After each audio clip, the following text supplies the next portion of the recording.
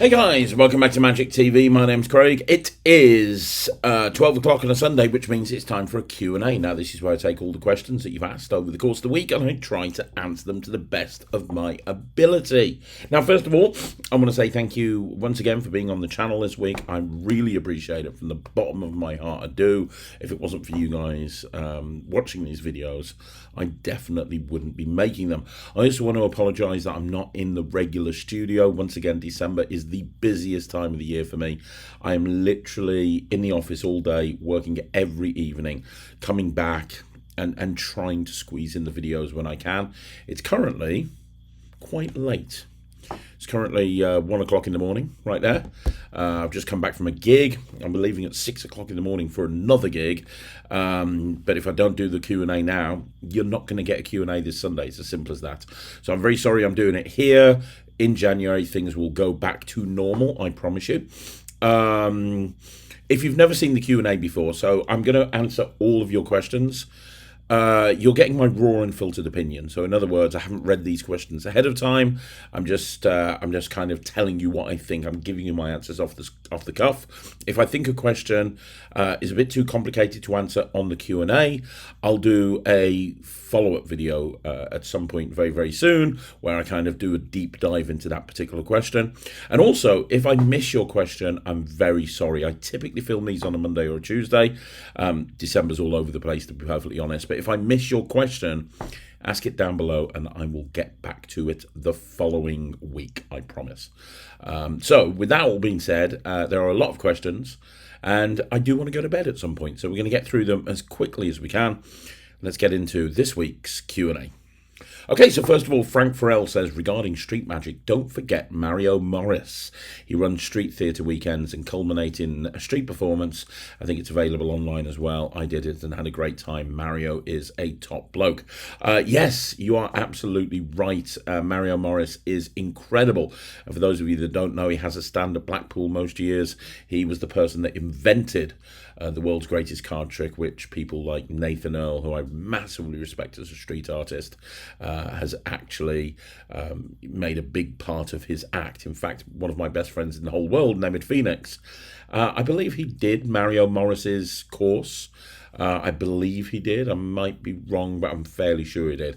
So yes, if you are looking to become a street entertainer, Mario Morris's course is brilliant. Obviously, as I said, I will be running one of these. I will be trying to do a documentary in 2026, going into street entertainment, and you're going to be able to see everything that I do along the way to actually make that happen. But there's a lot of courses out there. There's a lot of things that you can do out there. Mario Morris is great, but as I said, one of my favourite courses that's ever come out is Tales of the Streets from Cosmo, who is an incredible street entertainer as well. You might want to check that out. Okay, so the next question is from Yinhao Magic, who says, hi Craig. Hey buddy, how you doing? I'd like to know your thoughts on how do I know if I'm good enough to be offering my magic services and charging money? How do I know if I'm good enough to be offering my magic services and charging money? Well, here's the thing, right? You're never 100% ready. At some point, you've just got to kind of bite the bullet. It's as simple as that. I'm a big believer in getting as much flight time as possible. I'm a very big believer of that. So, going out and doing free gigs, you'll have a lot of people giving you advice online and saying, well, you should never do a free gig. I disagree.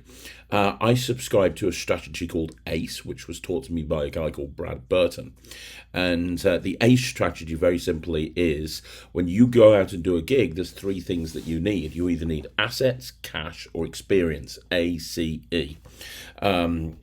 Assets is anything that you can use to boost your profile and get more gigs. It could be a link from a huge company that will help increase your SEO that goes from their website to your website. It could be a testimonial. It could be a promise that they're going to video everything and give you all the raw footage. There's a million different things that you can get from a client that would be beneficial from an asset point of view. C is obviously cash and E is experience. Because here's the thing, right? The more experience you get performing, the better you're going to be. So when you go out and perform, when you feel you're ready, Go out and either try to generate assets, generate cash, or generate experience. Now, here's the thing: you don't want to rush into it too quickly, but likewise, you don't want to be going out and doing free gig after free gig after free gig when you feel like you're absolutely ready to get to charge money. Really, it's down to you. But the question you need to ask yourself is, and this is kind of a question you ask yourself, do you feel you are in a position to charge money? So are you going to give the same level of service as a professional magician would, both in terms of actually being at the gig, performing, getting the reactions you're getting, but it's down to the little things as well. So if you're actually offering your services as a stage magician, what's your equipment like? Do you have a good speaker that people are going to hear you with? Do you have a good mic that people are going to hear you with? You know, that sort of thing is very, very important. But yeah, go out and charge money whenever you feel you're ready. And sometimes people are going to say yes, sometimes people are going to say no, but you've got to take that leap sometime. And I'm also a big believer of putting yourself out your comfort zone. What I mean by that is, the amount of times that people have rung me up and said, "Are you capable of doing this?" And I say yes, and they book me, and then I have to work out a way of doing that. I've done that many, many times, and it's how I ended up being an illusionist, because I took a booking for an illusion show and I had no experience doing illusion shows. So yeah, just. Here's the thing, go out and next time somebody inquires for your services, next time somebody comes over to you, and I don't know what situation you're in, to be perfectly honest. So this is just generic advice. But what I would say to anybody is, the next time that you're in a situation where somebody says, "Hey, I want to, can you come along and do magic at my birthday party," for example, you go, "Yeah, let me give you a price." And give them a cheap price. If they're a friend, give them a mate's rate. Say, "Oh, it's going to be this much." And if they say, "Oh no, I haven't got a budget on it," then you can decide. But if you'll be surprised the amount of people that go, "Yep," because the hard part sometimes is just asking for the money. But yeah, I mean that's really, you're never going to be 100% ready.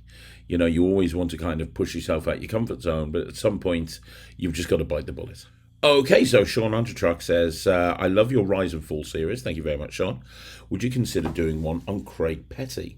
I know you haven't fallen, but you could make up something really cool, like you and Lloyd Barnes going out in a blaze of glory after trying to take down the Magic Cafe, only to be defeated by Peter Egging distracting you by actually putting out a good product.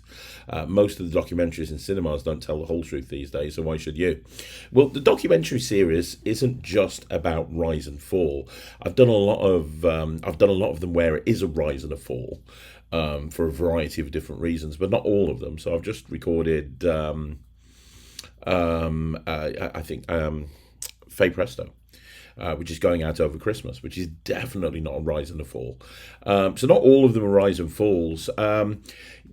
This is a question that's come up over and over again since I started Magic TV, and it's always some sort of variation of a theme, which is, will you do an interview on yourself? Will you do a documentary on yourself? We want to know more about you.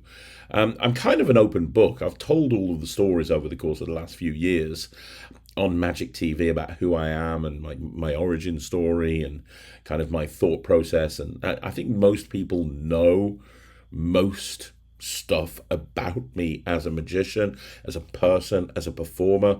Would it be worthwhile at some point putting all of that together into a video? Yeah, it probably would. And at some point I'll probably get around to that. But I'm in no hurry. And if I did, I wouldn't make it up. I wouldn't do, I wouldn't make up the information. I'd just kind of very factually talk about what I've done, what I've achieved, what I haven't achieved, the mistakes I've made, because that's what these documentary series is all about. It's all about analysing the mistakes that have been made and what we as magicians can learn from it. And I've made a lot of mistakes over the years. Damn, I've made a lot of mistakes over the years. And I think talking about those mistakes is something that, a lot of magicians would learn from. Don't make the mistakes I've made. So yeah, I'll probably end up doing that at some point. I'm not too sure when. Maybe next year, maybe not. I keep saying every year I'm going to do something. At some point, maybe I will. Okay, so the next question again is from Sean Andrzejczak, who says, question, I love chair tests. Alakazam have just released a new chair test and hope you'll review it soon. What are your favourite chair tests? Well, the one that Alakazam have released is actually Mark Paul's chair test, which I first saw on Mark Paul's Penguin Live, and fell in love with it when I first saw it. There's another great chair test by Patrick Redford, which you can get directly from his website, which is very, very good. That's a great one. That's a really, really good one. I have my own sort of chair test, which at some point will see the light of day. I've never actually released any stage magic to magicians. And I think one of the things that I want to try and change in 2026 moving forward is release more stage magic. And I have a chair test that I've always wanted to release that I think that magicians would absolutely love. On the Penguin Live at Christmas, I'm going to be teaching my full multiplying bottles routine, which I think people will love as well, hopefully. There's a bit of stage magic on the Netrix, including my Destination Mistake, which is the closer in my cabaret show. But yeah, in terms of the chair test, I do have my own chair test that I do absolutely love, which at some point will see the light of day, perhaps in 2026. But outside of mine, Mark Paul's, the one that Alakazam just released, Mark Paul's is absolutely phenomenal. I'm a very big fan of the Mark Paul chair test.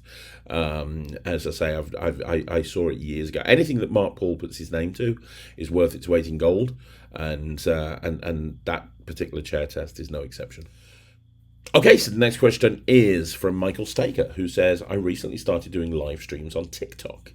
Is there a repeatable ACAAN that uses a stack, as I like doing this to keep high engagement? Thank you. Is there a repeatable ACAAN that uses a stack? A repeatable ACAAN that uses a stack. So, yes. I mean, Assy wins ACAAN.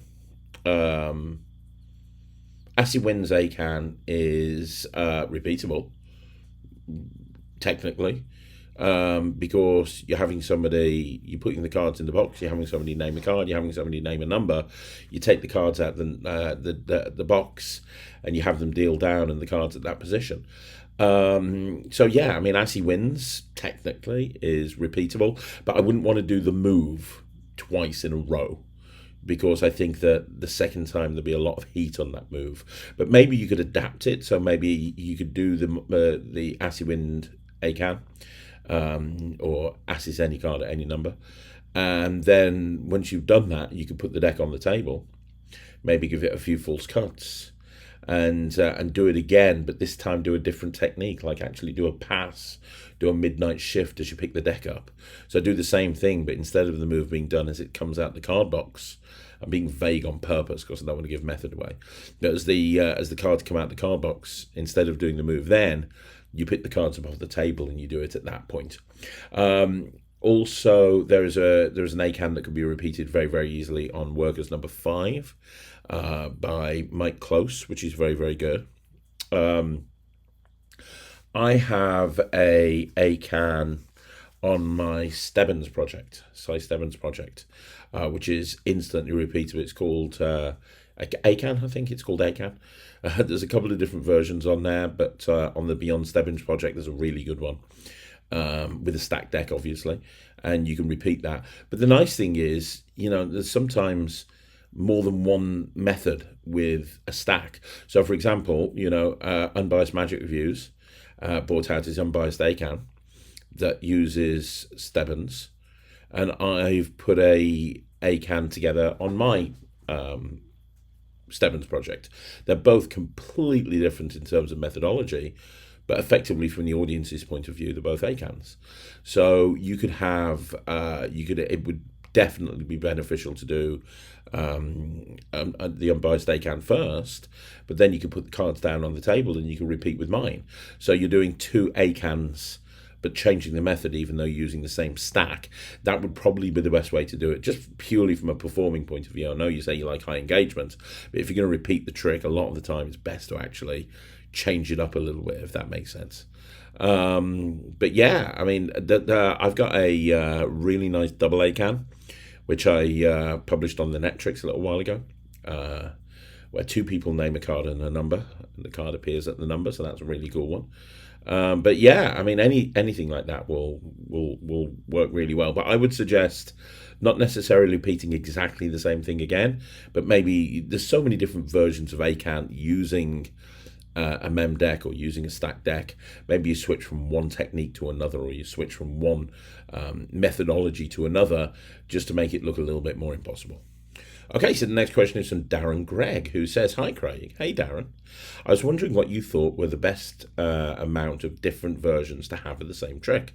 For example, I perform ACAAN with both a gimmick deck, quantum deck, and also an ungaffed deck using Barry Richardson's impromptu ACAAN for the occasion someone hands me a deck impromptu.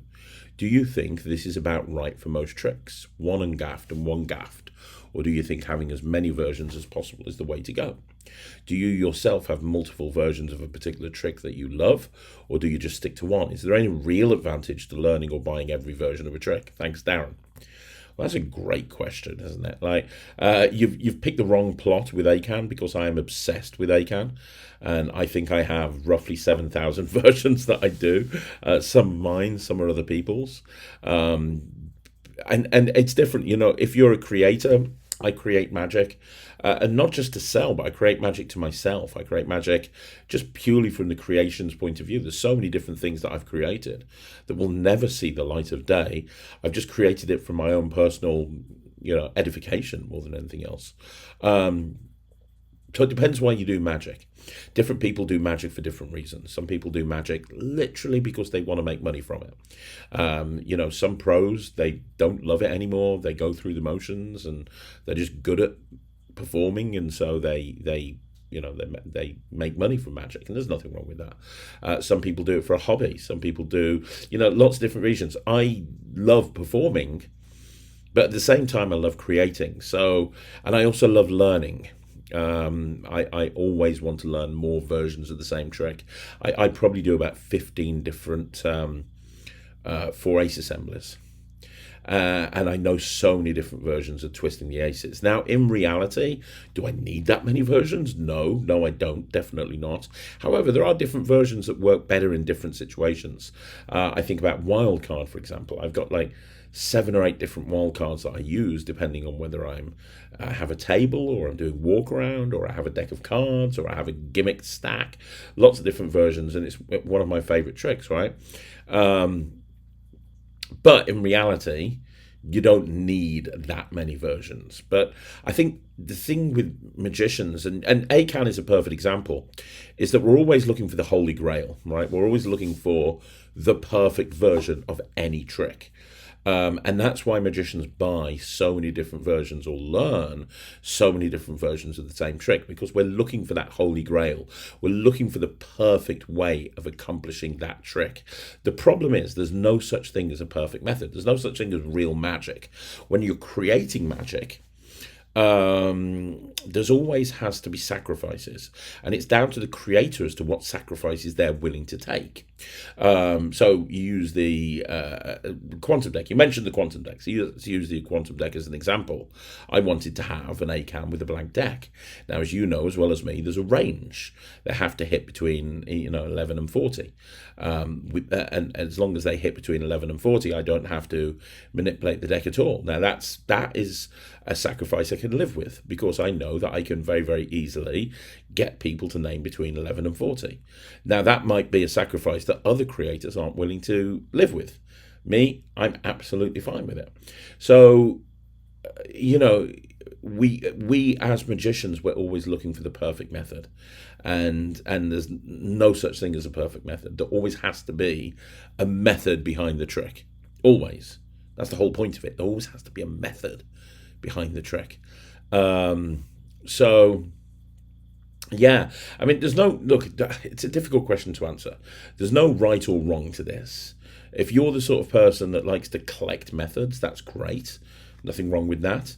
If you're the sort of person that wants to learn as many different things as possible, so if you want to go, right, okay, I've got an ACAAN, tick that off the list. I've got a wild card, tick that off the list, and then you don't look at any other ACAAN or any other wild card, that's fine, but you're going to miss out on something that might be better for you than what you're doing at the moment. So, for example, Destiny Deal, which is an ACAAN I bought out a couple of years ago now, is one that I love performing in most situations. But it's a lot of the time it's the one that I will do if I've got a regular deck of cards with me. It's the one that I'll do over and above anything else that I've created. Now, if you've already got an ACAAN that you like and you dismiss Destiny Deal, you might miss a trick that's actually better for your purposes than the one that you've already learned. So I think we're always trying to improve. We're always trying to grow. And from my point of view, I'm always wanting to learn as much as possible because I'm a perpetual student. I'm always wanting to learn more. I'm always wanting to learn as much as I can, because ultimately that's how I become a better magician.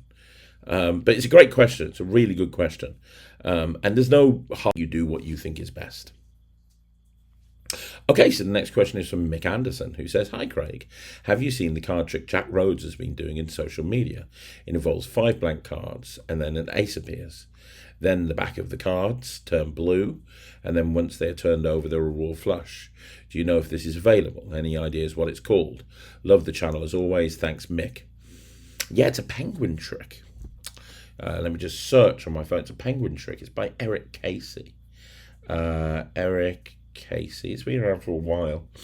Eric Casey. Is it Eric Casey? Eric Casey. Casey.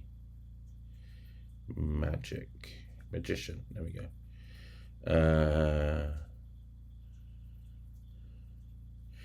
Okay, let's have a look.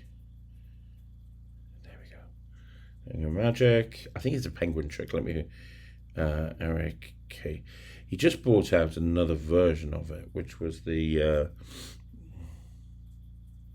No. Eric with a K. It's Eric with a K. There we go.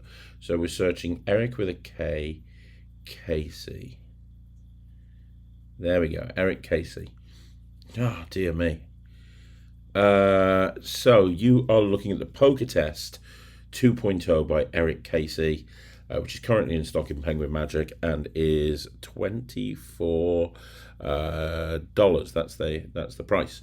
Poker Test 2.0. It's the exact one that Jack Rhodes is doing. He's brought out 3 different versions of this. He's brought out POW, Perfect Oil and Water, using the same methodology, and he's with Michael Hinton, and he's brought out the Princess Test, which is a version of the Princess card trick. That was the more recent one that he's brought out. But the Poker Test 2.0, that's exactly what it is. So you show 5 cards, they're blank, they've got a red back, I think. An ace of spades appears, then the back's changed to a different colour, and then the face is print. It's a fantastic trick, it really is. I did it for years. I should find that out and do it again. It's really good. So there you go. Yes, Poker Test 2.0 by Eric Casey. Okay, so the next question is from Punkala. How you doing, Punkala? Who says, only 2 more weeks until the holidays, hold on. Yeah, right. I'm filming a video at 1:30 in the morning. I was doing some table hopping at Christmas party, which is probably the closest I'll ever get to being a pro. 2 things about the night. I did junkers to pharaohs, freestyle aces several times, and 2 times the participants messed up the trick. Once by pushing the card all the way into the deck, despite me trying to stop them, and the other time the participant took so many cards in the middle that the other ace went with them. I presume this was my fault, as I failed to manage them properly. How would you manage the participants to make sure they won't mess up the trick in any way?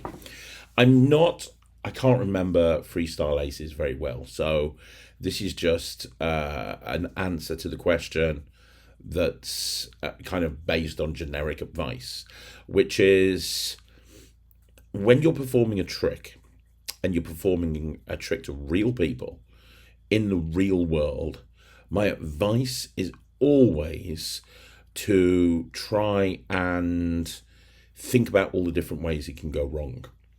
and work out what you will do if that happens. So using the ambitious card as an example, what can go wrong with an ambitious card? Well, you accidentally turn out 3 cards instead of 2. Let's say your trick starts with a double lift. Well, you accidentally perform a triple turnover. So what happens if you perform a triple turnover? What will happen then? How do you, the card, you've now got 3 cards face up on top of the deck, and their card is in the middle of those 3 cards. How are you going to make it look like that card's come to the top of the deck when it's an indifferent card? Are you going to turn the triple down and turn a double over, or are you going to do an Erdnase change and then go into another triple lift? And it's the perfect example with that. How could this trick go wrong?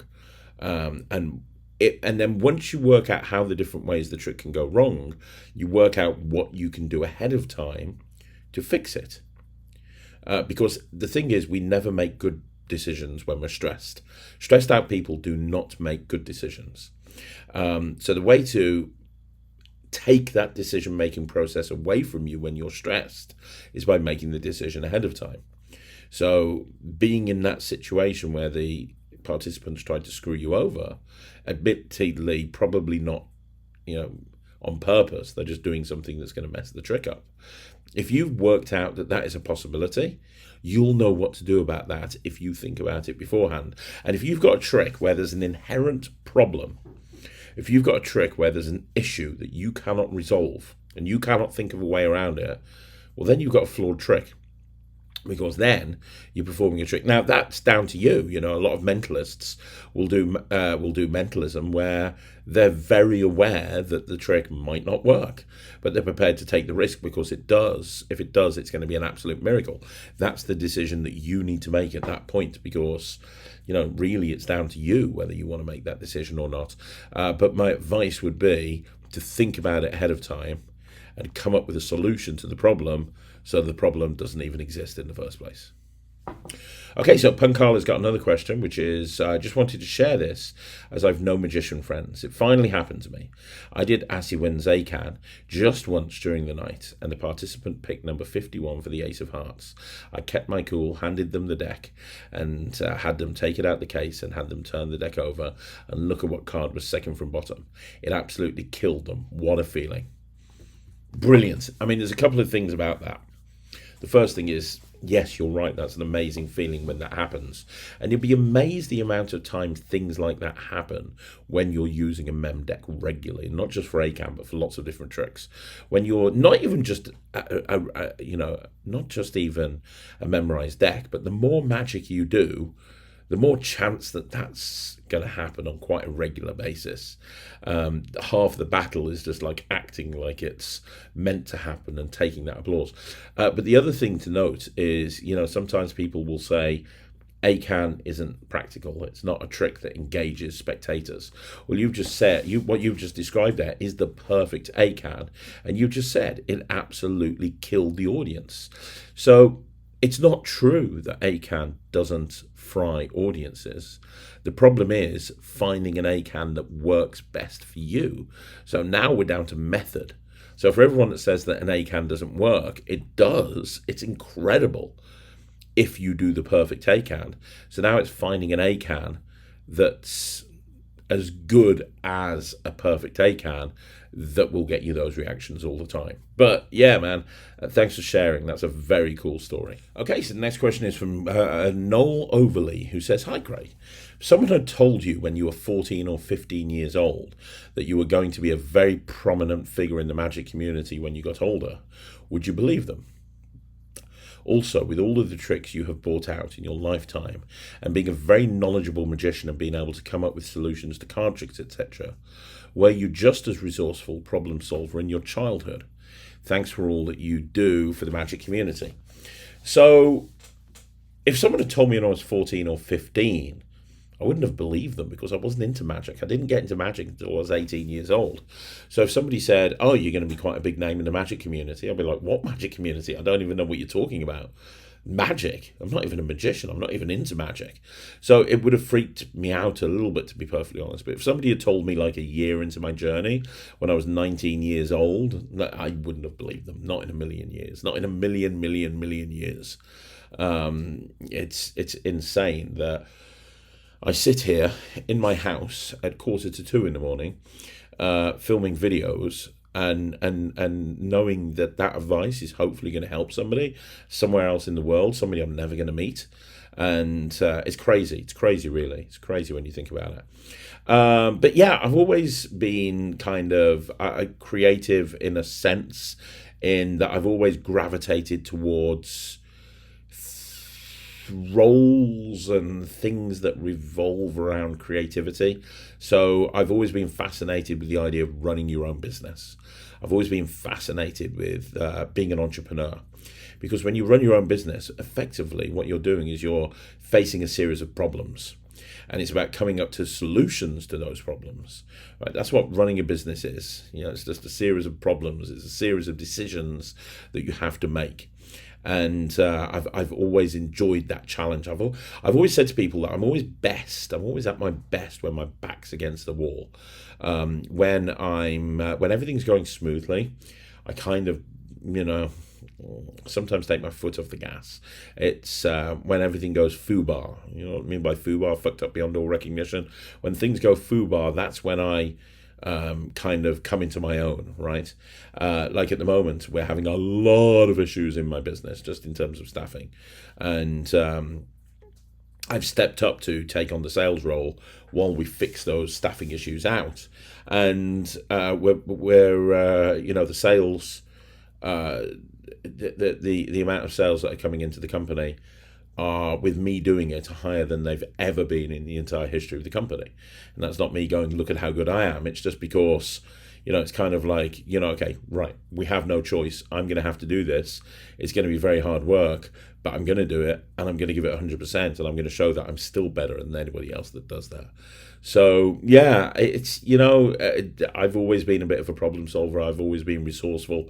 I've always tried to, Sarah, whenever my wife has something that needs doing, I'm the person that she asks to do it, because she knows that I'm probably going to be able to get the yes out of whoever it is that I'm speaking to.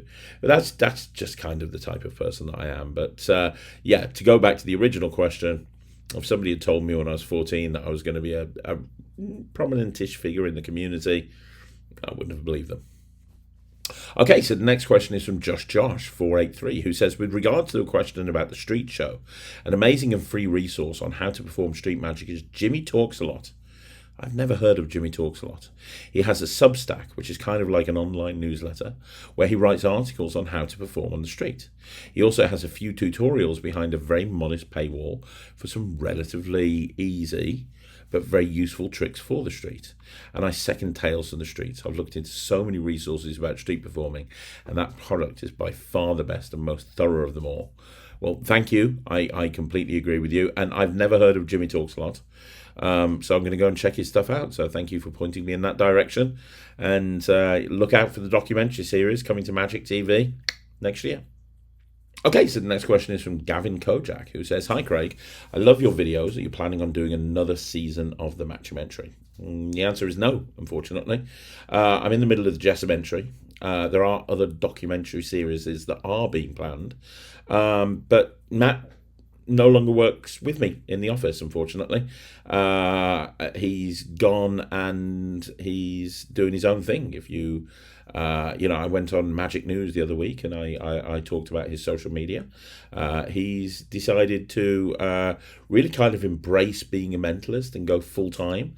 He's got very big plans, and those plans are hampered by working in an office full time, which is fair enough, because it means that he's kind of tied to a desk Monday to Friday, and a lot of the stuff that he wants to do requires having more free time to be able to do that. And, I wish him all the best. I think that my view of Matt has not changed, in that he is Matt is the sort of person that can achieve anything that he puts his mind to. What he has achieved with the Matt-umentary, bearing in mind, 3 years ago, he didn't know anything about magic. He didn't have a clue about magic. He had no clue. 3 years later, he's going out performing. He's... he's very well known in the magic community, and you see everything that he's achieved and everything he's done, right down to hammering nails up his nose. and he's achieved a lot, and that's down to him. It's not down to me. I could have taken somebody else and done the Matt-umentary with somebody else, and it wouldn't have been as successful. The reason it's successful is because the man that I was doing it on, Matt Cluley, he's a bit of a legend. So I wish him all the best. He's still working with Slightly Unusual, so still doing gigs for me and with me, and so on and so forth. But he's off doing his own thing, and I'm sure you'll see him on the channel at some point again in the future. But right now, he's doing his own thing. I'm doing my own thing, and we move on. I'm just glad that I hired him, because, as I said, if I hadn't have hired him, he never would have been in the Magic community. He came and worked for worked in my company. We taught him how to do Magic, and now he's off making a name for himself. And that's amazing. So, but it does mean that he's not going to be around all the time. So it would be impossible to do another season of the Matt-umentary. But whatever he does next, I'm sure it'll be amazing, and I wish him all the best. Okay, David W has 3 questions. He says, "Hi, hope you're well hope you're well and happy." I am. Thank you very much. You have 3 questions for me. Okay, so question number 1. Got a meeting coming up with a football club, which I plan to pivot and sell the idea of a matchday magician and corporate box editions. Any advice on how I should shape this conversation? A good agreement that would work for a club. They are actually a championship league, and I'm meeting with the head of conference meeting and events. So the most important thing, I would point to try and do some research into other championship league football clubs that actually have magicians, and point out how successful it is for them. And then the most important thing when you're going in basically to pitch your products or you pitch your services isn't really to tell them how good you are, but to tell them the benefit that they will have from hiring you. So ideally, before you go into the meeting, you want to find out why they are considering having a magician for match days. And they must be considering it to a point, else they wouldn't be having this meeting with you. So is it to generate more income? Is it to offer a premium service to the corporate boxes? Is it to add value to the people that pay more? There's lots of different reasons why they would have a magician. First of all, try and find out that, even if you ask the question in the meeting. So you say, hey, have you ever considered having a magician before? What are your reasons for that? But then don't tell them how good you are. That's a given. You wouldn't be in this meeting if they didn't realize you were good. The most important thing is show them how you can add value to their product. Show them how you can add value to their service. Show them how you being present at their match days is going to benefit them as an organization and what it will help them. And that's the most important thing. Whenever you're speaking to anybody in a sales capacity, the most important thing is you tell them what it is that you can do for them. And as long as you do that, there's a very good chance that you'll get it. So there you go. Remember, that's the most important thing. Don't tell them how good you are and how amazing you are at magic. Tell them how you're going to be able to help them. Everybody has a problem. What is their problem? If you can figure out what their problem is, then you can solve it without even them realizing that they know, if that makes sense. Okay, David has another question. Love Keymaster. Any other tricks or routines you love using the single hole punch? Look into Mike Powers material, specifically what's it called? Unholy Terror, I think it might be. I don't know. It's in Power Plays by he bought it out as a standalone trick, but I'm sure he bought out another version of it in Power Plays, his book, which is available on his website. But Mike Powers has got some great stuff. Paul Wilson has got a fantastic matrix using a hole punch and a playing card. That's really cool as well. And then the daddy, the best. The goat of anything to do with hole punches is the pothole trick by Michael Close from Workers Number 1. It is the best hole punch trick, the best moving hole trick of all time. And the reason is the plot. You're not moving a hole for the sake of moving a hole. You're moving a hole and the presentation behind it, the plot behind it, absolutely everything is just amazing. I promise you right now, if you've not seen the pothole trick by Mike Close, as soon as you learn it, you'll realize just how amazing it is. So there you go, the pothole trick. There one's a Sunbed Matrix. Look into Sunbed Matrix as well. That was on Slim. By me from many, many years ago. Sunbed Matrix was really cool. It was my version of the whole Matrix from Paul Wilson, and it was way before all the Michael Chatelain versions have come out. So that's one worth looking at as well. Okay, David has one final question, which he says, Grandma's necklace. Love this, but it's only one phase. Any tips on routining it? I actually have a video that's coming out in January on Grandmother's necklace. Grandma's miracle, sorry, and I actually have like a few different extra routines and phases that you can do with it. But if you get 2 sets, you can do, before you even get into it, you can do the 3-ball trick in the spectator's hands using the see-through beads. You can use the individual ropes to do that come with it, to do some really cool stuff with little metal rings like the old clink from many, many years ago.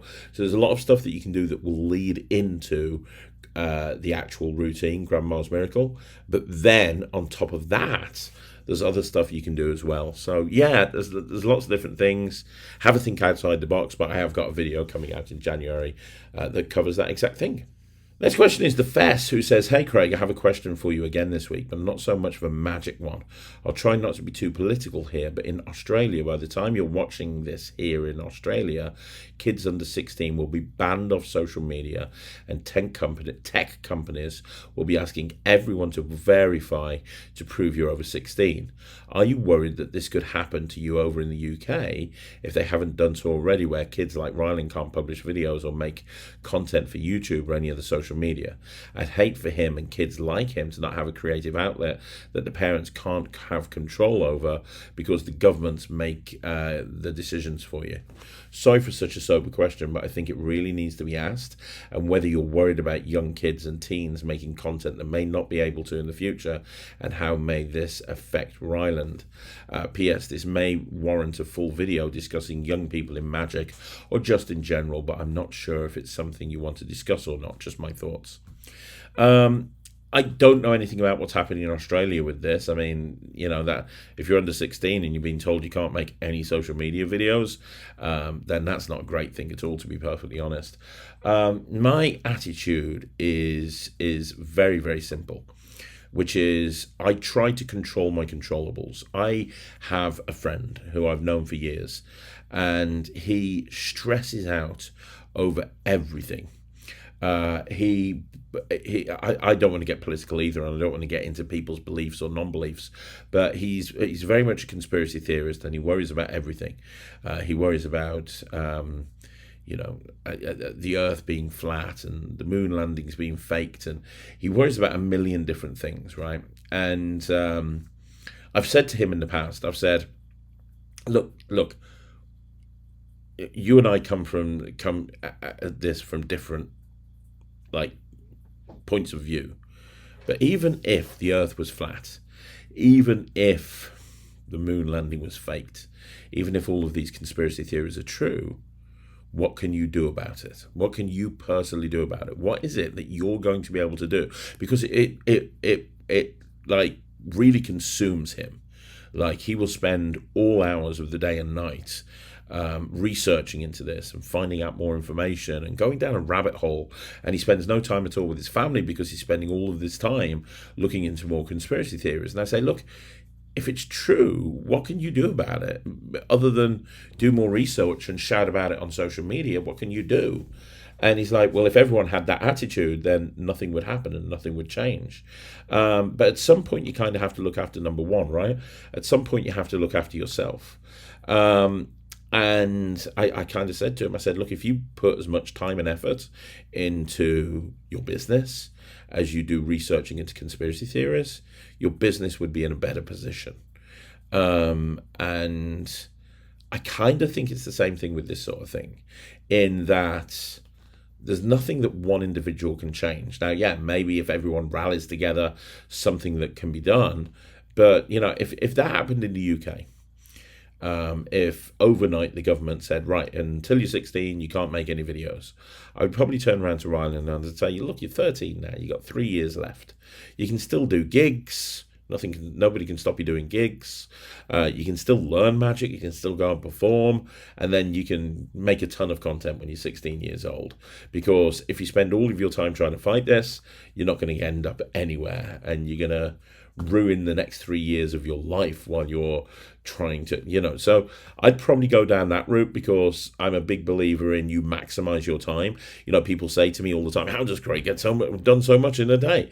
He gets done a lot in a day because he prioritizes what he does. Now, that doesn't mean I'm not going to stick up and fight for what's right. Look at the Yiga Masika situation. I stood up and fought for what I thought and still believe is right when it came to Yiga Masika versus Mark Bennett. I believe that Yiga Masika was wrong in that Mark Bennett situation, and nothing ever is going to make me change my mind. And I stood up for that, even though I didn't really have a dog in a fight, and even though it took a lot of time and effort on my part, because I was sticking up for a friend. So I don't believe, it doesn't mean you can't stick up for what's right, but at some point you have to kind of say, right, what exactly can you do about this situation? A good business coach will tell you, control your controllables. Don't try and spend all of your time and effort controlling something that you can't control, because that is just an exercise in futility. Control what you can control, and the rest happens the way it will happen. And that's probably the advice I would give to anybody. It's a shitty situation, especially if you're in Australia and you're a magician and you're under 16 years old. It's a shitty situation. But, look at every situation. Try and find a positive in every situation. So what's the positive? Well, the positive is you're 10 years old. You're not going to be able to make videos until you're 16. So you've got 6 years. So you've got 6 years to really build your skills before you unleash yourself to the world, through social media. So, yeah, there's pros and cons of every situation.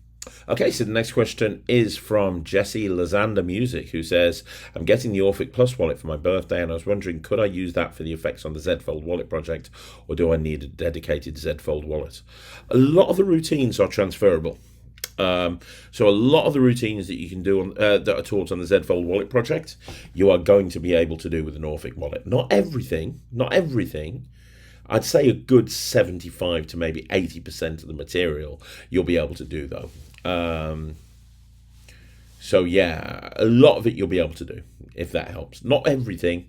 I'm just thinking through a lot of the routines in my head, but a lot of it you'll be able to do. Okay, so the next question is Tom Holbrook, who says, Craig, thank you. Since your kids are known as magicians, have any of their school friends been inspired by their magic? I know that Ryland's got a friend at school that's a really good friend. He's been friends with him since primary school, and now he's friends with him in secondary school as well. And I know this kid has learnt a few card tricks off the back of being a friend of Ryland's. So there's that. Also, Ryland and Thea get on very well with Madison, who's Thomas Maloney's daughter. Tom's got 3 kids. Lucy, who's as cute as a button. Michael, who's learning magic as well, does a really great Ninja Rings routine. And Madison. And Maddie is the third part of Magic and Mischief. So Magic and Mischief is Ryland and Thea, but Maddie has learned all of the illusions. So when they get a big show, Maddie goes along with them. So Maddie's learnt magic because of Ryland and Thea. I remember when Maddie first came to watch Ryland perform and didn't do any magic, and now she's really good and does a dancing cane and a whole bunch of other stuff.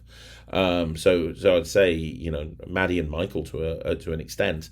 I don't know how much though, because Thomas Maloney is their dad, so they probably would have learnt magic anyway. But definitely hasn't done any harm hanging out with Ryland and Thea. Thea wants to do the Magic and Mischief show at her Girl Guides, because her Girl Guides keep talking about magic and Mischief and illusions. But outside of that, I don't think, they inspire a lot of kids because they do a lot of performances at schools, and Ryland's an ambassador for this big event that takes place every single year where hundreds of kids come and watch him. So yeah, definitely 100%. He inspires a lot of children. But children that he knows, his friends from school, A couple of them. Okay, Edward Donnell says Craig has really progressed in his magic career to impress the world famous inner magic circle. For certain, you need to be a professional in the magical arts. His heart and soul is in his magical performances, and his enthusiasm is totally infectious. And he's learnt the craft from magicians like Mark Mason and other world-class masters in the art of deception. Craig loves his coin magic. I really enjoy performances. He comes up with some brilliant ideas. He genuinely loves the art. Thanks for the advice on heckling, Craig. It's a reality of table hopping. Some people can be rude. It's important to deal with them in a professional manner. I'm not a professional magician, just an enthusiast who enjoys doing the odd venue. I love my three fly. My favourite routine recently purchased by Mark Mason and his Morgan thin set, and it's beautifully engineering. It's a work of art. I've followed Mark's work on the effect for nearly 3 decades. He put out Come Fly With Me and then came to the Triumph Deep Dish set, and finally has achieved the impossible to perfection with the Morgan thin set, like at the Morgan TUC. It's an absolute diamond. Yeah, not really a question there. Just a lot of praise for me and Mark Mason, and thank you for the praise for me. And yeah, I agree. Mark Mason is an absolute legend, and his coin work is very underrated. Mark is an incredible coin magician, and I don't think people realise just how good of a coin magician he is, or what he has actually added to the three fly plot. A lot, I'll tell you that. So yeah, thank you very much. So the next question is from Daniel Young, who says, "Hey mate, hope you're well and that Christmas hasn't completely wiped you out at this point." Close. It's now 2 a.m. and I'm answering questions, and I've got to be up at 6. It's wiping me out, Daniel. Really is. Here's another CCC, Craig's Creative Challenge. If you had to devise some tricks around the theme of wine, what would a three-trick set list look like? Wow, around the subject of wine. Dear Lord.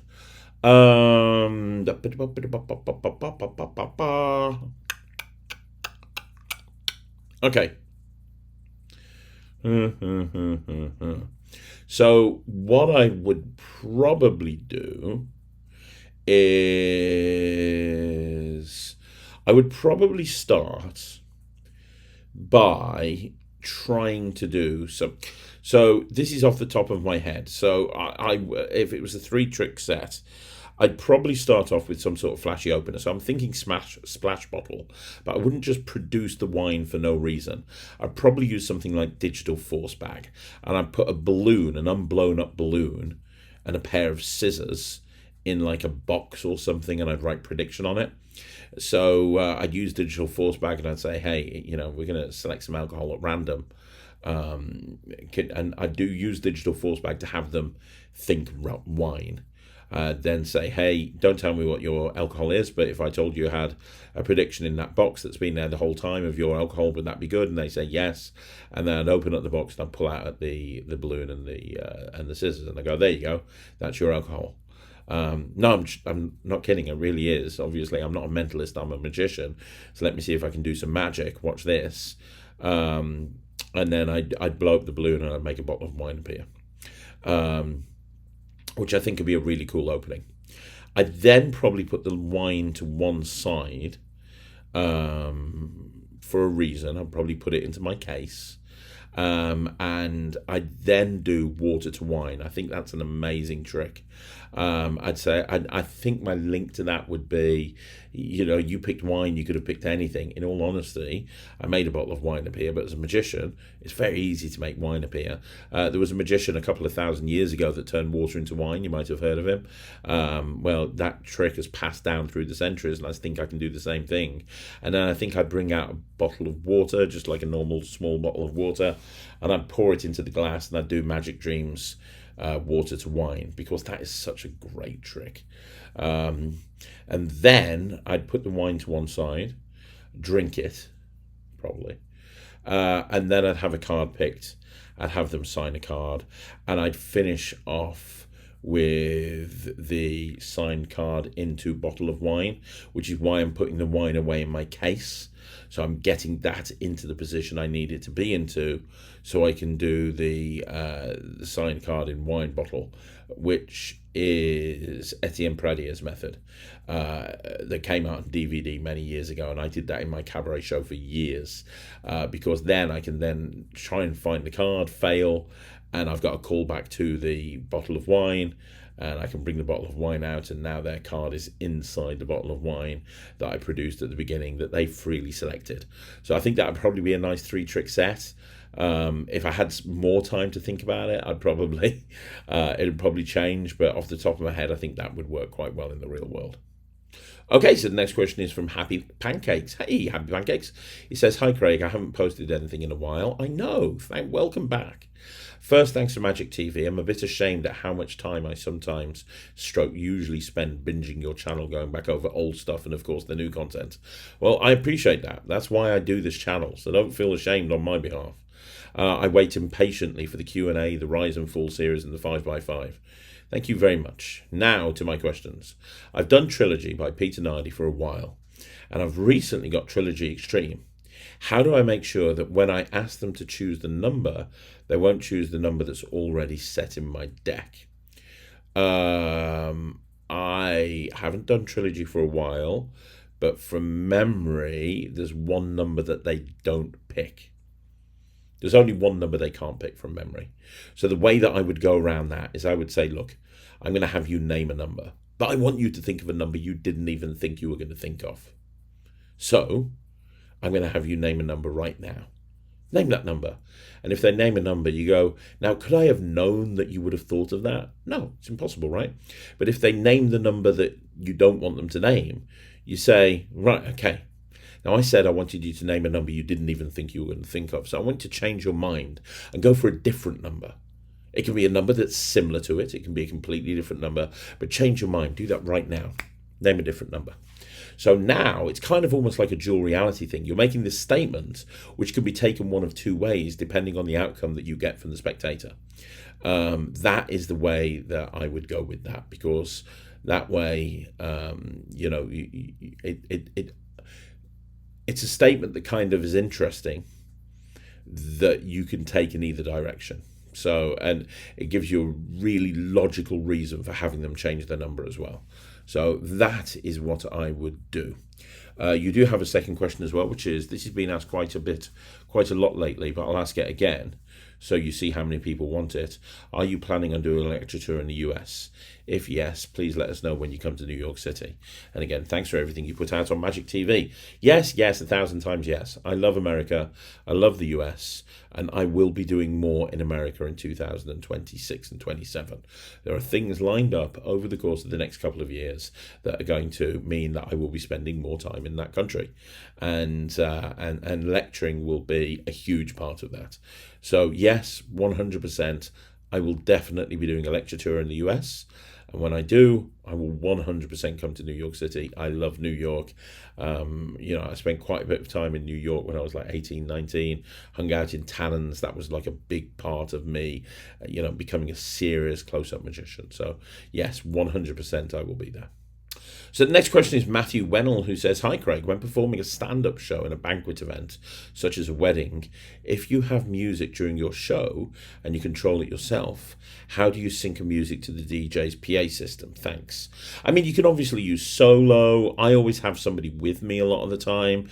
However, I use, most of the time I bring my own speaker.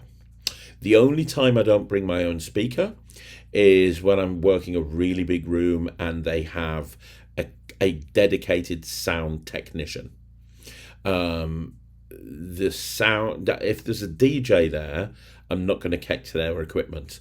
I did in the early days, and I had a few problems, and I kind of thought to myself, never again, because the DJ's goal is to make sure that the music works well during the disco. He's not really too concerned about you. And so I bought the best speaker I could buy, and I typically will run music myself. However, I have a really nice Bluetooth connection device that will Bluetooth connect to anybody, and I got a sound tech to tell me which one to get, and it's not cheap, it's about 80 quid. But I've got two of those, and I always take one to a show with me.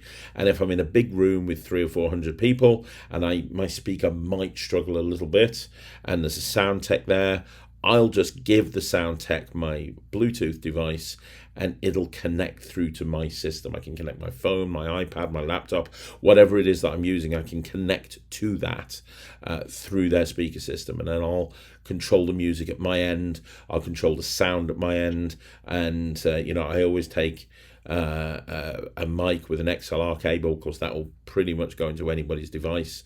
I've got Sennheisers, and I've also got Shure mics, and that's the way I've always gone with it. But if it's a DJ, I typically keep away from just using DJ's equipment. Okay, so Illusionist as Zeus says, that's amazing advice, thank you. We never thought that there could be too many flying effects. Oh yeah, I know what you mean, but genuinely, I mean, if there's one piece of advice I could give you, is I think there's too much floating. I want to expand a bit on my question. What do you say about mixing art forms? I do this all the time with juggling, unicycling, and other circus arts. I've seen a lot of magicians do the circle or triangle with drinks on it.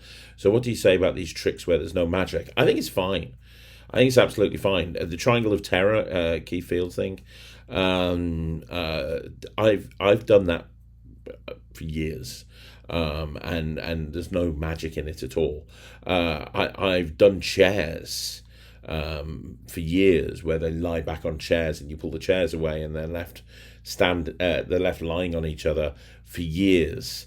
If I could juggle, I'd definitely do juggling. One of my favorite illusion acts of all time is hijinks, and hijinks, that's what they do. They incorporate juggling and illusion and magic. So I don't think it's a problem at all. I think that you want to have a look at Guy Barrett and Michael Jordan, who runs hijinks.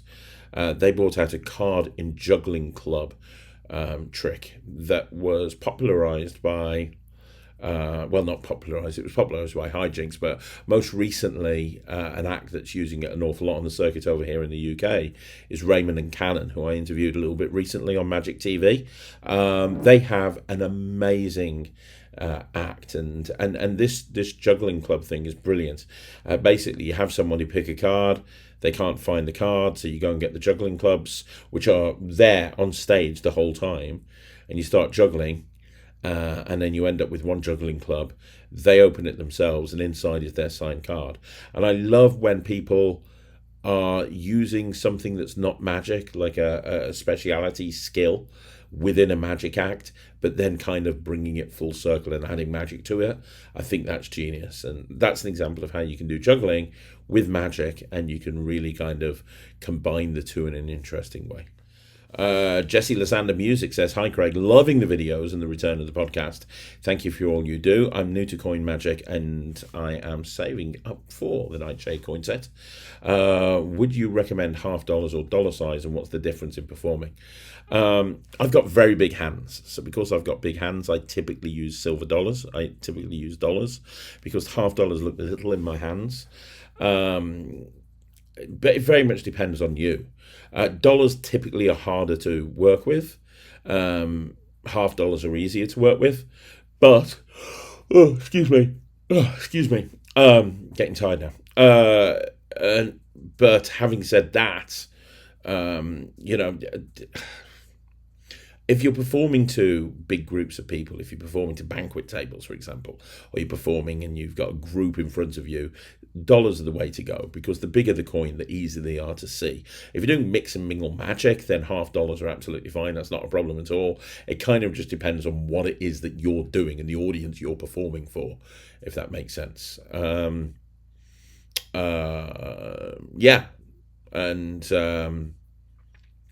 trying to think of anything else. I would say, look, me personally, I say dollars. The only difference in performing is that a dollar coin is going to be harder to palm if you've got smaller hands. So it's going to require more practice. If you've got smaller hands and you're finger palming a dollar, your hands are going to be quite cozy, which isn't a problem. But it's something that you need to be aware of. So I'd say I'm so sorry. I would say dollars for me personally. But try them both. I mean, try them both with regular coins. It's not that much to buy a $half. It's not that much to buy some Eisenhower dollars. Try it out. See which one feels best in your hand, and then go with that one. Okay, so another question from Scott Loves Renfairs, who says, "Hi Craig, this is a follow-up to David Blaine's question last time about you and Nemed filming an evening doing random tricks at a pub or a cafe, and you pointing out that it cost you money. Perhaps you could do it as a project that you offer as a paid download. I'm thinking of a virtual magic kit for beginners. You would start with a discussion of how you make a set list of tricks, why each trick justifies its place there, then you do a tutorial for each trick, and finally you play the actual performance with commentary about how you approach strangers, how you intro the tricks, and how you reset the trick. I know I'd pay $50 for a download like that." That's something that I'm planning on doing, to be honest, buddy, but I'm not actually going to charge for it. I'm just going to give it away on Magic TV, because that's what Magic TV is all about, right? So I'm just going to give it away on Magic TV. I'll probably go more in depth on the Netrix, because that's what I tend to do. I tend to put more kind of meatier kind of content on the Netrix. But I wouldn't charge for that. I wouldn't charge for that. The whole point of this channel is it's designed to help magicians, and that's the sort of video that would really help magicians. So it's probably something that I would do for free. 2026 is going to be a time that I'm going to do a lot of these projects. So watch this space. Okay, Stephen Murdoch says, "Hey Craig, thanks for all your time during your busy season. You're more than welcome. More of an update than a question, but I wanted to share. As you recall, I've been struggling with my newest parlor act. I've been beating my head against the wall trying to solve my particular 10-out coin envelope index. Well, several unsatisfying prototypes and methods down the road, I came to a realization. The realization that, as a magician, I can get caught up on being too clever for my own good. I took a step back, put it all aside for a couple of days, and sat down with a blank page and challenged myself to compose a statement of intent. What is it I want to achieve? My objective was to ignore the method and focus purely on the effect. After some time, I had a full page of phrases, statements, and other scribbled notes. Then I jotted down one phrase as if it had a hidden Rolodex. Well, why can't I get some 5-tab index cards and make a small box to fit? The answer, there was no reason not to. I can still work on the notepad idea, but not to let that hold up my current act. Moral of the story, keep it simple, stupid. Sometimes being clever is dumb. That is all. Wishing you and yours a great season." Look, here's the thing, man. Magic is constantly evolving, especially when you create magic for yourself. It's constantly evolving. It's always improving. It's always getting better. It's always in a state of flux. And my attitude towards my magic is, if I'm not pushing it forward, then it's falling behind. It's why I always revisit projects and kind of say, right, I've got a new handling for this. It's not because it was half-assed when it was released. It's just I carry on working on this stuff, and I try to find ways of streamlining it even after it's been published. So yeah, it's great that you're doing that. And you know what? In a year's time, it'll look different to how it's looking again now. And there's nothing wrong with that. That's great. The Mystery Box Studio says, "Very nice Q&A episode. Can't wait for the warehouse tour video. Sounds fun." Yeah, we're putting that together soon. Question: do you think live performances added to a project presentation or trailer or tutorials really helps promote how an effect plays out? I always assume these are not real live performances, but set up in a way where the audience already know they're going to be filmed and they agree for their image to be used on promotional videos. So it feels like the audience plays along because they know, or maybe they were even told, to have a good reaction. So that way it's more likely that the content will be used. Personally, I think it's the same as those hidden camera shows that are supposed to be spontaneous, but we know, as you mentioned in this Q&A, that going out and filming content isn't cheap. So you can't be out all day filming content without letting the audience know, because if they say after that they don't want the image being used, then it's a waste of time and money. So you're wrong, and I'll tell you why you're wrong, but I understand your assumption.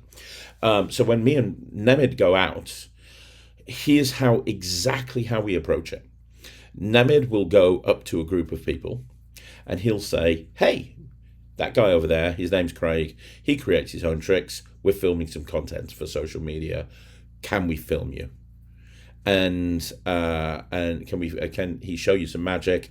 And can I point a camera in your face?"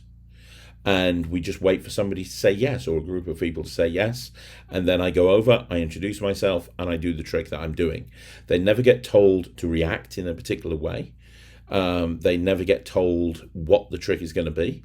We don't need them to sign off on stuff. We never have, and we've never had an issue with that. Because they've given us our consent to use it on social media. That's a very common thing these days. Social media content is being used all the time these days. It's why you'll never see kids in the videos that I make, other than my own kids. And so they don't play along because they just think they're filming social media content. The other thing is, in the UK, I don't know where you're based, but in the UK, it's exactly the opposite. People don't play along. It happens more in the US. Not that people will play along, but they're more openly expressive when you perform for them. But in the UK, people are very, very introvert at the best of times. You put into camera in their face, it's even worse. Sometimes you'll see videos where I'm performing to one person. We rarely approach a group we rarely approach just one person. We normally approach a group. But if you see me ever performing to one person, it's because whoever else was in the group elected to not be on camera. So I end up performing to that one person. But in the UK, people are very reserved. They sit on their hands. They don't react. It's a lot harder to get footage in the UK than it is the US. Having said that, sometimes me and them will go out for a couple of days, because we're filming 5 or 6 projects at the same time. But no, nobody is ever asked to play along. Nobody ever, nobody ever really gets told what's going to happen beyond, there's a guy over there and he does magic. Can we film you watching some tricks that he's got? We don't tell them what the tricks are for. In fact, we don't tell them that they're new tricks that we're going to be releasing. We don't say that to them. We just say we're filming some social media content. And you're right, filming content isn't cheap, but I would rather spend extra time getting it right than release a project and not have that on there. So I understand the assumption, but honestly, the assumption is wrong in this situation. Okay, so Archie Cox Magic says, Craig, I think I'm getting ready. I think I'm ready to start getting some experience performing for people who aren't family and friends. I think restaurants would be a good place to go. I know you've spoken about how to get residencies before, but how would you do this to get experience? What should I say to the restaurants? Also, are there any other places you'd recommend for real-world performing experience, as well as restaurants? Mostly close-up at the minute. Thanks as always. Yeah, I'll give the same advice to you as I gave to Jess. Go to some old people's homes. Go to some retirement villages and say to them, hey, I'm new into, I'm not into magic, but I'm a magician. I've been practicing magic for years. My aspiration, my goal is to be a professional performer. So I'm looking for places to go and perform. Could I come and perform for your residents? And it's like any sales thing. You speak to enough of those places and somebody will say yes. And when they do, brilliant. You go and you do some magic, and then you find another place and you do the same, and you do the same, and you're going out and you get an experience. In terms of restaurants, I would contact as many restaurants as I can, and I'd just tell them the truth. Hey, I'm a magician. I've been practicing for years, and now want to become professional. I need somewhere to go out and perform for people. I don't want you to pay me. I just want experience going out and performing for people. Could I come to your restaurant and perform magic for the people that are in the restaurants? I promise that they're going to have an amazing time. Let me come and show you some magic and you can see. And look, there's going to be magicians probably in these comments that say, oh no, that's devaluing magic, having people go out and do it for free. That's ridiculous. But here's the thing, right? You got to get experience somewhere. If somebody drops 500 quid on you coming out and doing their birthday party, 2 hours of walk around magic at their 50th birthday party, you better make sure that you're good. You need to go somewhere to get good. And going somewhere like, going somewhere where they understand that you're doing it for experience, that's your best bet. So I'd contact as many places as you can like that, and just get enough places that will turn around and say, yeah, Archie, come on in. And then the more experience you get, the better you're going to get at it. You're at school as well, aren't you? So maybe you Have something. You ask the school if there's something you can get involved in. Maybe if they've got a drama thing, if they're doing regular performances and people are coming along to watch the performances, you can do magic in the lobby or something. Just go out and try and find as many places as possible. Okay, so the next question is from Michael Stager, who says, "Hi Craig, first of all, thanks for the advice videos. It helps me set up a website and book a restaurant gig in a couple of shows. That's amazing. At the restaurant gig, I had a situation come up I wasn't expecting. I'd performed for all the tables that didn't have food, resulting in a downtime of 1 or 2 minutes towards the end of the night. Is this my fault, and how do I fix it?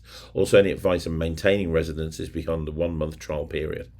You want to try and make yourself look as busy as possible, even if that means going back to other tables, or going into the bar area or something, but try and make it look as busy as you can. If you've got 1 or 2 minutes of downtime, make it look like you're busy, like you're doing something, like you're setting a trick up or something. I don't know. Just try and make it look as busy as you can. Also, any advice on maintaining residencies beyond the 1 month trial period? The biggest piece of advice I would give you would be to make sure that every single patron in that restaurant tells the manager how amazing you are. They're looking for feedback. And also, go out and promote the restaurant residency yourself. Try and get as many people to come into that restaurant as you can. During that month period, posting on social media, tagging that restaurant in, putting out posts like, "I'm going to be at so-and-so restaurant next week. Come along and see me. You're going to have an amazing time." Inviting your friends to come and see you perform at the restaurant. Just really pushing yourself out there so that the manager of the restaurant knows that people are booking in specifically to see you. Anybody that you invite to come along to the restaurant, say, "Hey, tell them you're here to see the magician." Get every single person to leave a review. Get yourself a Google review card, which is a review card that you can get for free from most websites. And you can have it linked to any Google My Business account. Have it linked to the Google My Business account for the restaurant. And then as you go around to each table, have the people at that table scan that review card and leave a review for that restaurant, but specifically about how amazing the magic was. And say to them at the end of the performance, "Look, I really appreciate it. Could you do me a favor? I really would like you guys to leave a review for me, because it really helps. You don't have to review me, but if you could leave a review for the restaurant and talk about how great I was, that would be fantastic. Here's this card. Can you just scan it very quickly? Thank you very much." That would help. Because then at the end of a night, if that restaurant has had like 20 reviews and it all talks about how amazing the magician is, that massively helps. You have to put yourself into a position where you're invaluable. How do you put yourself into a position where you're invaluable? By going out and making sure that everybody knows how great you are. Just get as many reviews as you can. Have that manager overwhelmed by the amount of positive feedback that he's getting, or she's getting. Next question is from Adonis Beradon, who says, "Craig, a suggestion for Penguin, a full set of arcade coin gaffs similar to the coin projects that Alakazam have." I know that Penguin are going to be doing an awful lot more with arcade coins, so look out for that. There is a lot more on the way with arcade coins, and there's a lot that I'm being involved with them as well. So watch this space is the best piece of advice I can give you. Okay, the next question is the magic of Seth, who says, "I apologise as this is a bit long-winded, but context is important. I'm wondering how you would have handled this situation, or if I could have done something differently. I was booked for a show, 6:05 to 6:30, and at 6:30 I was to intro Santa. At 6:22 they told me they were getting ready to bring him out. I said, okay, perfect, this is my last trick. My last trick is a colour match. I'm blindfolded and there's 5 kids up with me, all with different markers. At 6:25 I hear the hostess starting to intro Santa. I'm still standing there blindfolded. The kids are still colouring. I kind of rushed things and tried to redirect everyone's attention, but the 5 kids were bummed out they didn't really get a chance to finish. I was also bummed out I didn't get to do my big reveal finale. Okay. Here's the thing. Clients do the strangest things. So I could tell you a million different client stories. Clients do the strangest things, and it sounds like they were trying to stick to a specific time. My advice would be to make sure that the client is fully aware of what you're going to be doing. So make sure the client understands, I will be performing my show until 6:30. The final routine, I am going to be blindfolded, and I am going to not be able to see. But that final performance will finish at 6:30, at which point I'll intro Santa. Don't try and do that beforehand, because if you do, it's going to mess the trick up and people aren't going to be able to get the show as I intended it. And really spell it out to them. So I'll give you an example. I did an illusion show the other week, and they wanted me to perform at the end of the dinner. And I always have this conversation with the client when I get there. And I've had multiple conversations beforehand, but when I get there, I go very specifically into the timing. And she was like, yeah, so you're going to go out and do your show, and then we're going to get the desserts to come out. And I was like, no. And she's like, what's the matter? And I said, no, if we're doing a show and you want that show to last 35 minutes, and then the waiting staff are going to be bringing all of the desserts out onto people's tables, it's going to be very difficult for me to grab the attention of the people in the audience. Because when you've got like 12 servers coming out and bringing desserts, and then they're eating desserts, and these are banquet tables, in order to see my show, they're going to have to turn their chairs around. If desserts are being served while the show's on, they're going to have to turn around to eat the desserts. It's not going to be very easy for me to be able to run a show while that's happening. And also, that's going to reflect on you as the event planner, because if the show doesn't go very well, then that's not good for you. If you want this show to go as well as it can be, I would advise the desserts to be cleared first, and then for us to immediately go on stage. And she said, yes, I totally get exactly what you're talking about. That's what we'll do.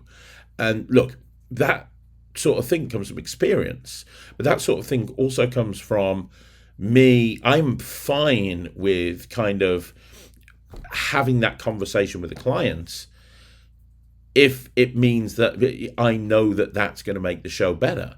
Because ultimately, at the end of the day, my job is to go in and do the best possible job that I can do. And there have been many, many times when I've turned around to the client and I've said, no, it's probably not going to work that way. Now, if they tell me that's when it has to be done, there is no choice. I will do it, but I'll make it very clear that that is not the optimal performing conditions that I need to be in. And I'll refer to them to my technical writer, and I'll refer to them to all the information they've been sent beforehand. But I've never had an issue, because every single client at that point knows that I'm trying to help them make sure that their event is the best way it can be. So it comes from almost like taking control of the conversation. You know better about how this is going to run than anybody else, and you're giving them advice to make sure that your show is the best it can be. Right, you want to have that same thing. You want to say to them, look, I've had situations in the past where people have tried to cut my show early. Is Santa coming out at 6:30? Then please do not be concerned at 6:25 if the show hasn't finished. Everything's timed. It will finish at 6:30, and I will bring Santa on at that point. Anytime you're in a situation where things haven't gone the way you want it to go, my advice is always to think it through and think what you could have done in that situation so that it doesn't happen again. And in this situation, I think clearer communication is probably the best option. Okay, Skippy Pictures says, hi Craig, I don't really have any questions, just wanted to say thank you for this channel, thank you for all the advice. You certainly didn't watch the video that I posted some time ago. I found it boring. However, I honestly didn't, but it's not that I found it boring. I'm so busy at the moment. I honestly just haven't got time to breathe, let alone anything else.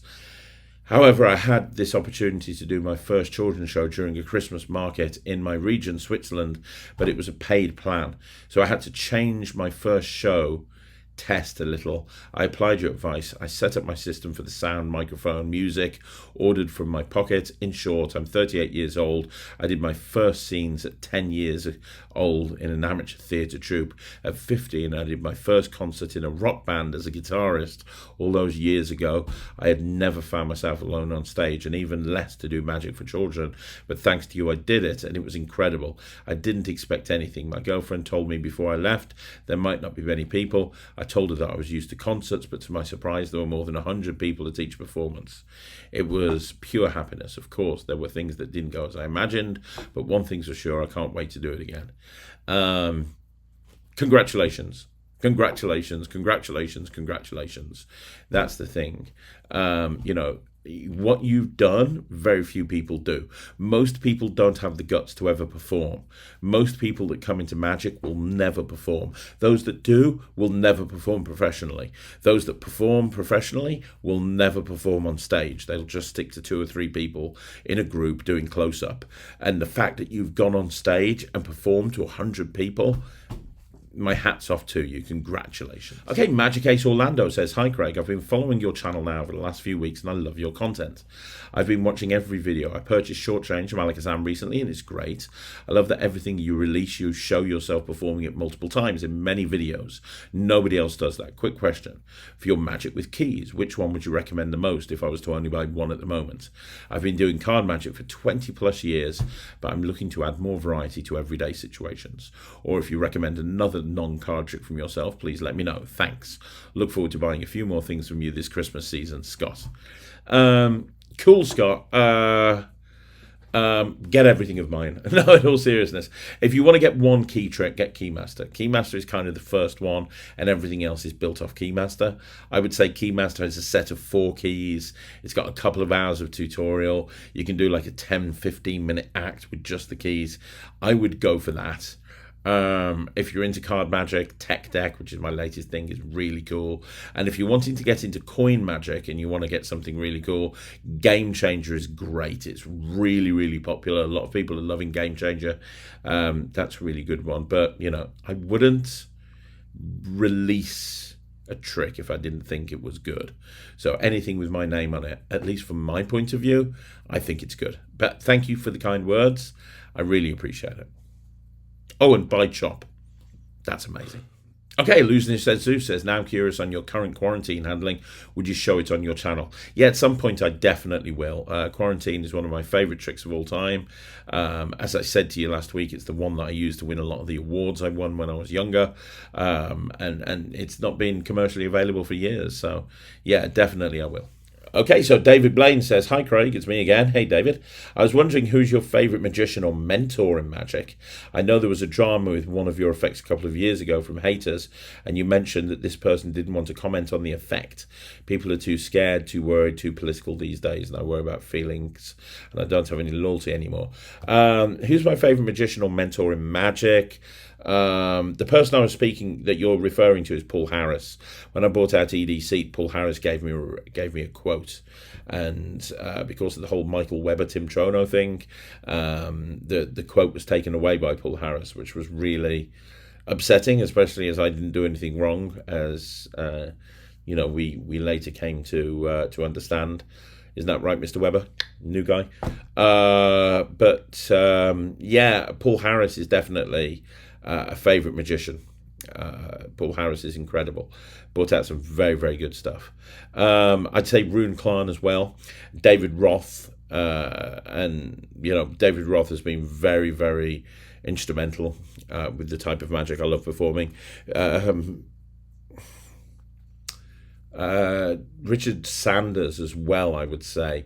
And maybe to a certain extent, Jay Sankey.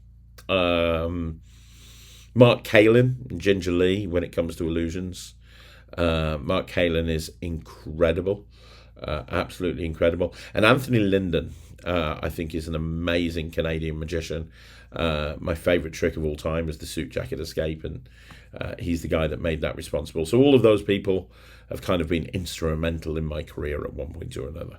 David Blaine says, hey Craig, was wondering what do you think is going to be the trick of the year and what's it going to be? Thanks. Well, I have just filmed my 2025 Magic TV Trick of the Year Top 15. So I know what I think will be Trick of the Year. And I'm not telling you. You're going to have to tune in over Christmas to find out. But the top 15 is quite eclectic this year. But yeah, I've filmed the top 15. I've also filmed the bottom 10, the worst 10 tricks. And none of those lists include my tricks. I've purposefully taken any trick that I'm involved with out the equation, so that trick will not make the list. The final question here is from Stephen Devereux, who says, well done for Creator of the Year. You really deserve it. Really appreciate that. I did not know I was going to win Alakazam Creator of the Year for the 4th year in a row. And it's amazing that I have. Thank you to Peter Nardi and Harry Nardi and everybody at Alakazam for giving me the award. It means more than you could possibly know. Your other part of the question is, where can you buy Frozen in Time membership card? It's all sold out. I saw it on SEO Magic the other day. So SEO Magic had it. That's a great company to buy from. They're really good. Outside of that, Monster Magic, Alex at Monster Magic, Alex Kirk can get a lot of the stuff that people don't think is available anymore. So you might want to reach out to Alex and look at SEO Magic. So there you go, guys. That's another video in the bag. I have to be up at 6 o'clock. I've got 2 shows tomorrow, both in London. And then I get back from London at like 2 o'clock in the morning.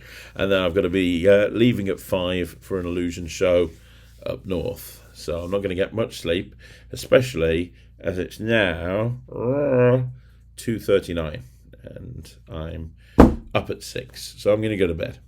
I'm very sorry this wasn't in the normal studio. I promise you after Christmas things will get back to normal. But I want to say thank you very much for joining me on Magic TV.